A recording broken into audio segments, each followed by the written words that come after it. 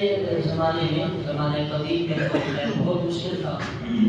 تو آج کے ماڈرن جدید دور میں ٹیکنالوجی کے دور میں مشکل تو نہیں ہے ہمارا سفر کی مشکلات کا سہولتوں کا اور سفر کی جو مصیبتیں ہیں اس کا انکار ممکن نہیں ہے. وہ آج بھی موجود ہے چاہے جتنا بھی کوئی وہ سفر مشکل ہی ہے. تو اس بارے میں نبی کریم صلی اللہ علیہ وسلم نے ارشاد فرمایا کہ لو ان الناس یعلمون من الوحدۃ، اگر لوگ تنہا سفر کرنے کے نقصان کو جان لیتے فَأَعْلَمُ مَا صَارَتْ، کبھی کوئی رات کو اکیلا تنہا سفر نہ کرتا. راکبٌ بِلَيْلٍ وَحْدَهُ، اکیلے رات کو تنہا سفر کوئی نہ کرتا اگر سفر کی مصیبتوں یا مشکلات کو جان لیتا، نقصان کو جان لیتا. یہ اس زمانے کی بات ہے جب جانوروں، اونٹوں، اونٹنیوں کا، گھوڑوں کا، خچروں کا سفر ہوتا تھا، جنگلوں بیابانوں سے میل نہیں لگے ہوتے، لکھا ہوا کچھ نہیں ہوتا تھا، صحراؤ، دشت و بیابان اور جنگل و ویران میدان ہوتے تھے اس زمانے کا. لیکن آج کے زمانے میں بھی سفر کی مشکلات اگرچہ موجود ہیں لیکن جو ہے وہ سہولتیں بھی موجود ہیں، کئی چیزیں موجود ہیں سہولت کی بھی. تو برحال تنہا اکیلے سفر کرنے سے اسلام نے منع کیا تاکہ انسانی جان کو نقصان نہ پہنچے. قرآن مجید میں اللہ تعالیٰ نے فرمایا تھا اپنے پیارے محبوب علیہ السلام کی شان کے بارے میں. سورہ توبہ آیت نمبر 128 ہے، لقد جاءکم رسول من انفسکم عزیز علیہ ما عنتم، رسول تم ہی سے بھیجا میں نے عزیز علیہ ما عنتم. اس رسول کا اسٹیٹس، اس کی شان اور حیثیت کیا ہے کہ وہ مومنوں پر بڑا حریص ہے، مومنوں کی جانوں کا بڑا خواہش مند ہے کہ مومنوں کی جانوں کو کوئی نقصان نہ پہنچے. اللہ کے رسول نے تو ہمارا اتنا خیال کیا. یعنی سفر میں تنہا اکیلا، چوروں کا، لٹیروں کا خوف، اچانک صحت کی خرابی ہو جائے، صحت ٹھیک نہ رہے، آندھی طوفان آ جائے، بارش آ جائے، دیگر راستے کی مشکلات کا جو ہے وہ سامنا فیس کرنا پڑ جائے، تو اس وجہ سے سفر اکیلا ناپسند کیا گیا.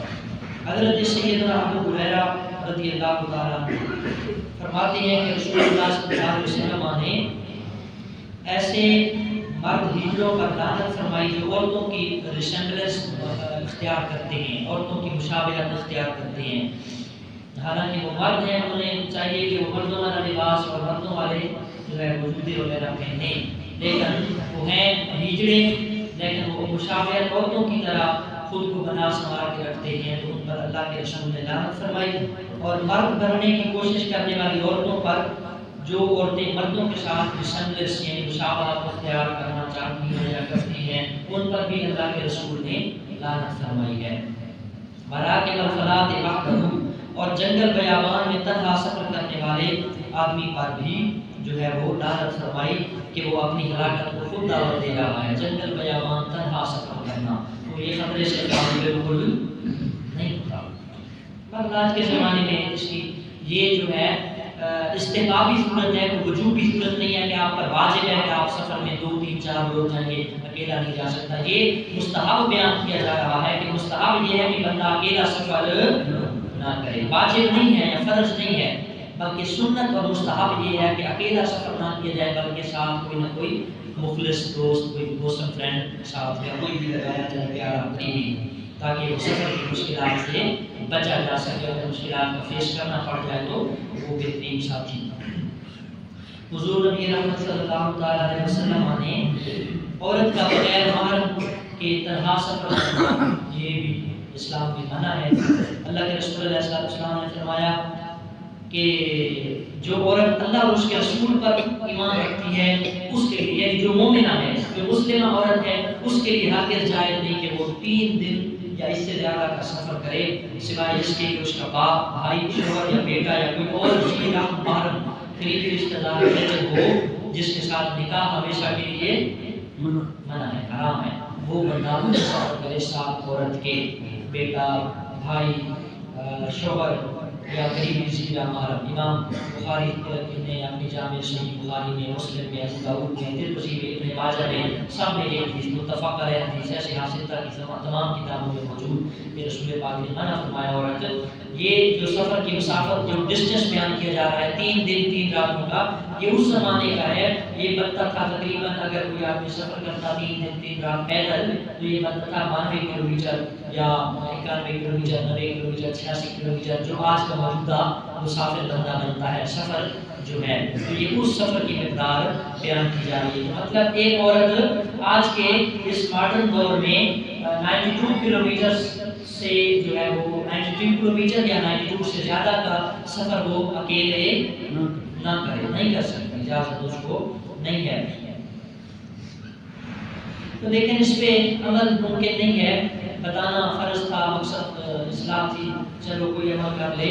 تو یہ اس میں ہم اتنے غور ہو چکے کہ اب اس سے روک تھام ممکن 92 کلومیٹر.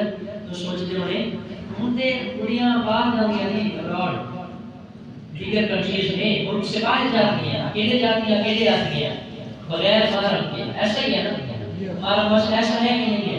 ایسا ہی ہے نا, مسئلہ ہر جگہ پہ ہے, صرف اس گاؤں کی ہے, اس طرح کی بات نہیں, پورے پاکستان یا پوری دنیا میں ایسا ہے کہ بچیاں عورتیں جو ہے وہ اکیلے جاتی ہیں اور اکیلے آتی ہیں. جی بازار جانا سودا سلام یہ تو بالکل عام ہے نا, اس کو تو بالکل بھی کوئی منع نہیں کر سکتا اور اس کی روک تھام ممکن ہی نہیں ہے. یہ جو مطلق سفر ہے 3 دن کا, یعنی اس وقت جو بہتر جو آج کل وہ اس کو کنورٹ کیا گیا کلومیٹرز کے اندر, تو بنتا ہے تقریباً 90 کلومیٹر جو مسافر شریعت ہے, شریعت کی جو مسافر بننے کی حد ہے. تو آج کل تو مانے تو کیا 900 کلومیٹر تک کا رہنے اکیلے اور کوئی پوچھنے والا بھی نہیں ہے. بہرحال اسلام کے اندر اس چیز کی اجازت نہیں ہے, اس کو سخت ناپسند کیا گیا اور جو ہے اس کی اجازت بالکل نہیں ہے. نبی کریم صلی اللہ تعالی علیہ وسلم نے ارشاد فرمایا کہ 2-3 دعائیں ایسی ہیں جو رد نہیں ہوتی. ایک تو آدمی اپنے بھائی کی غیر موجودگی میں, کسی کی غیر موجودگی میں آپ دعا کریں تو وہ دعا رد نہیں ہوتی. اللہ تعالیٰ کو مطلب میں آپ کے لیے دعا کروں, آپ میرے لیے دعا کریں, آپ کسی اپنے قریبی کے لیے دعا کریں, قریبی آپ کے لیے دعا کریں, کوئی بھی دعا خیر اچھا جو ہے وہ کچھ مانگی اللہ سے, تو یہ دعا رد نہیں ہوتی. مظلوم کی دعا رد نہیں ہوتی اور مسافر کی دعا رد نہیں ہوتی. یعنی سفر میں آپ جایا کریں تو سفر میں اللہ سے دعا مانگتے رہا کریں. اس سفر والی دعا کے لیے آپ اٹھائیں تو بہتر ہے, لیکن اگر آپ نہ بھی اٹھائیں تو دعا کو دل سے بھی کی جا سکتی ہے. ادعونی استجب لکم, تم مجھے مانگو, ان سے مانگو. اللہ قرآن میں کہتا ہے سورہ بقرہ 2 پارہ, ان سے مانگو میں تمہاری دعا کو ضرور قبول فرماؤں گا. وَإِذَا سَأَلَكَ عِبَادِي عَنِّي فَإِنِّي قَرِيبٌ, اے پیارے محبوب جب آپ سے میرے متعلق بندے سوال کریں, میرے لوگ پوچھیں, تو انہیں کہنا فَإِنِّي قَرِيبٌ, میں تو قرآن میں ہے وَنَحْنُ أَقْرَبُ إِلَيْهِ مِنْ حَبْلِ الْوَرِيدِ, میں تو انسان کی شاہ رگ سے زیادہ قریب.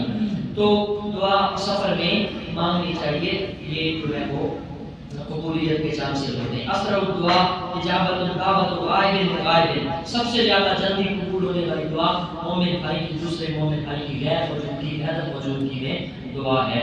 اور مسافر کی دعا, جب مسافر سفر کرنا شروع کرے تو اس کے لیے آپ دعا کیا کریں. یہ بھی سنت ہے, نبی پاک علیہ السلام نے جو ہے اس چیز کی ترغیب دلائی کہ مسافر آدمی کو جب رخصت کریں تو اس کے لیے دعا کریں. بہرحال 3 دعائیں ثلاث مستجاب الدعوۃ, 3 دعائیں ایسی ہیں جو رد نہیں کی جاتی, قبول ہے. فرمایا الوالد والمسافر والمظلوم, باپ کی دعا اولاد کے لیے, مسافر کی دعا کسی کے لیے بھی اپنے لیے, اور مظلوم کی دعا. مظلوم کی دعا تو نہیں ہوگی, مظلوم کی دعا ہوگی کیونکہ جس نے اس کا ظلم کیا تب وہ مظلوم بنا, اور مظلوم کو ظالم کو دعا دے گا, وہ دعا رد نہیں. والد اپنی اولاد کے لیے دعا کرے تو اس کی دعا قبول ہوگی, اور مسافر کی دعا بھی قبول ہوگی. اس متعلق اگر کسی بھائی کا کوئی کویسچن ہے تو پوچھ سکتے ہیں. بہرحال سفر میں دعا کرنی چاہیے, سفر کوشش کرنا چاہیے. وضو الحمدللہ فقیر نے کبھی بھی بے وضو سفر نہیں کیا, جب سے ہوش سنبھالا, الحمدللہ جب سے ہوش سنبھالا اب تک آج تک کبھی بھی کوئی سفر 5 کلومیٹر کا سفر بھی میں نے بغیر وضو کے نہیں کیا. الحمدللہ پکی روٹین ہے, جب تک اس وقت تک سفر نہیں کرتا جب تک وضو نہیں کر لیتا. الحمدللہ یہ فخر کے لیے نہیں بتا رہا, یہ نوجوان بھائیوں کو موٹیویٹ کرنے کے لیے, ترغیب دلانے کے لیے کہ آپ نے وضو کیا. جب غسل کرتے ہیں, جب وضو آپ کا ہو جاتا ہے, سفر کے لیے عموماً غسل ہی کیا جاتا ہے, یا بندہ سفر جانے سے پہلے لازمی بندہ مشغول ہو کے جاتا ہے کہ سفر میں تکلیف واش روم کی حاجت، ٹوائلٹ یوز کرنے کی حاجت پیش نہ آئے تو آپ واش روم جاتے ہیں، ہم سب جاتے ہیں سفر کہیں بھی جانے سے پہلے، تو آپ جب واش روم کریں تو ساتھ وضو بھی کرتے ہیں، تو وہ آپ کا جو ہے ثواب بھی ہوگا سفر میں۔ اور رسول کریم صلی اللہ علیہ وسلم کی حدیث مبارکہ کا مفہوم بھی یہی ہے کہ جس آدمی کو باوضو موت آ گئی، مرنا تو ہے، باوضو موت آ گئی، اللہ کریم اس کو مفت میں شہادت کا درجہ عطا فرماتے ہیں۔ الحمدللہ، کوشش کیا کریں وضو کے ساتھ سفر کیا کریں، اس کے ساتھ آپ کی جو ہے وہ صحت، پرسنالٹی اور ساری چیزیں بہتر ہوگی اور ثواب بھی ملے گا۔